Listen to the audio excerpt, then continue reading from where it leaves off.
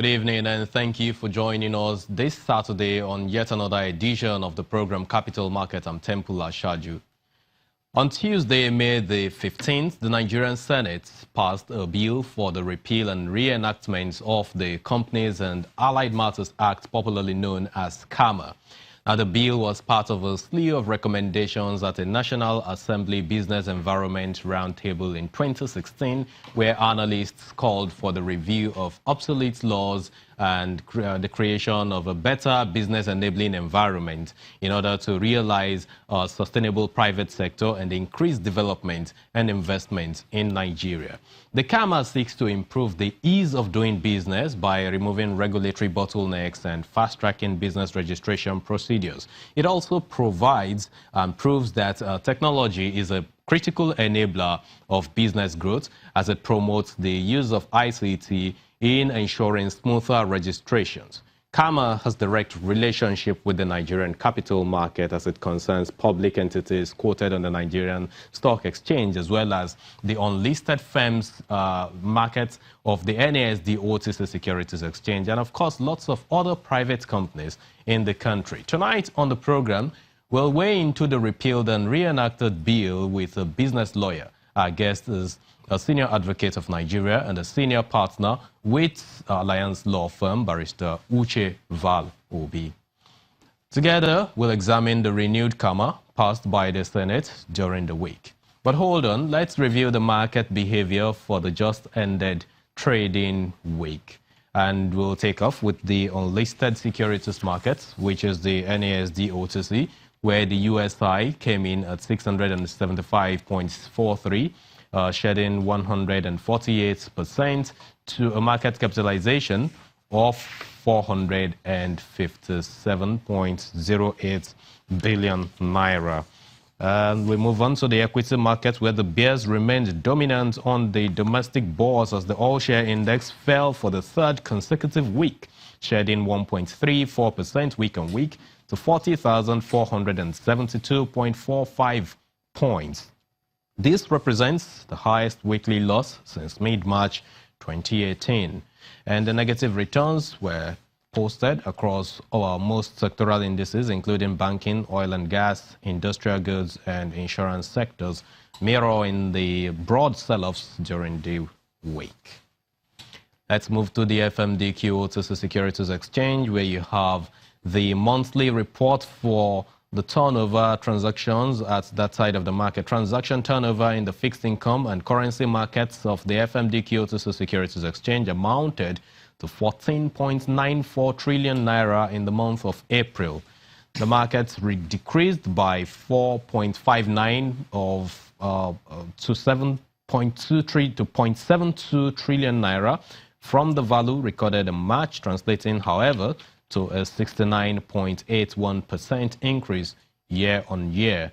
Activities in the T-bills market accounted for 45.85% of total turnover, while foreign exchange market was responsible for 36.60% of the pie.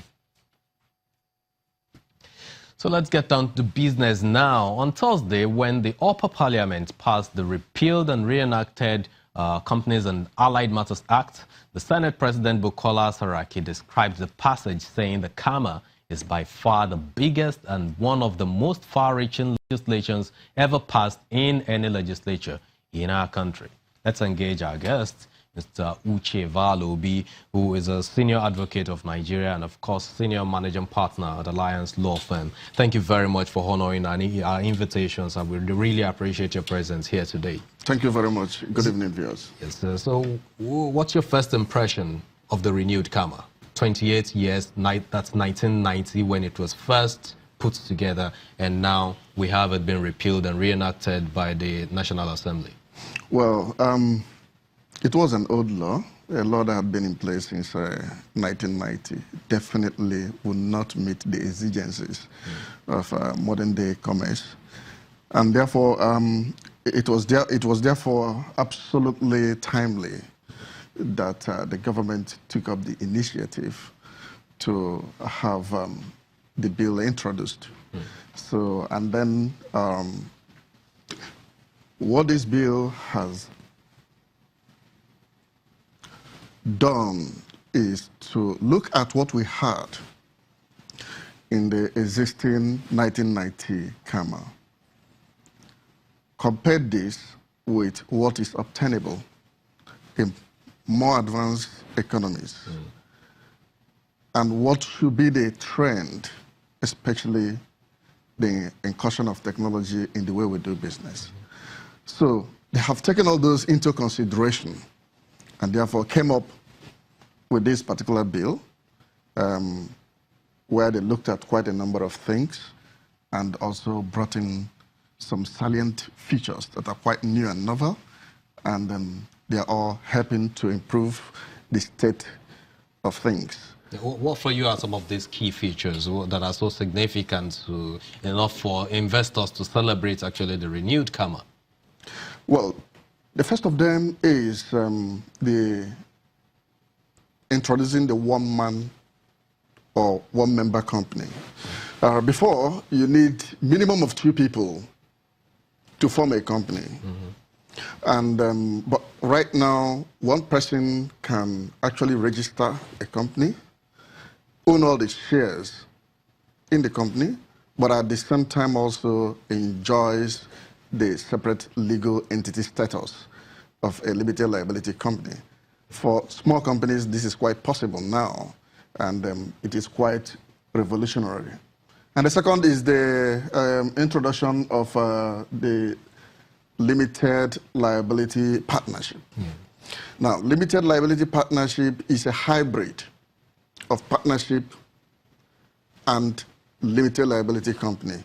It affords participants an opportunity of having the best of 2 worlds.